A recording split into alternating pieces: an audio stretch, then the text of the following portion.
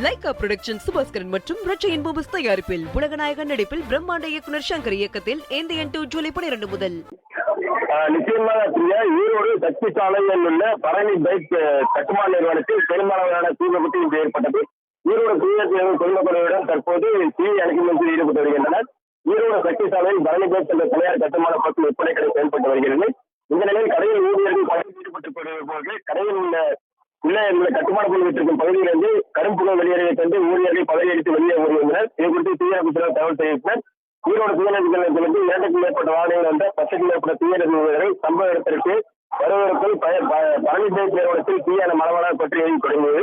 இந்த தீ விபத்தை கண்டு சக்தி சாலையில் சுமார் 10,000க்கும் மேற்பட்ட பொதுமக்கள் குவிய தொடங்கினர். இதனைத் தொடர்ந்து ஈரோடு தீயணைப்பாளர்கள் தீயணைப்பு முயற்சியில் தற்போது ஈடுபட்டு வருகின்றனர். இந்த தீ விபத்துக்கான காரணம் என வீரபத்திரம் காவல்துறையினர் தற்போது விசாரணை மேற்கொண்டு வருகின்றனர்.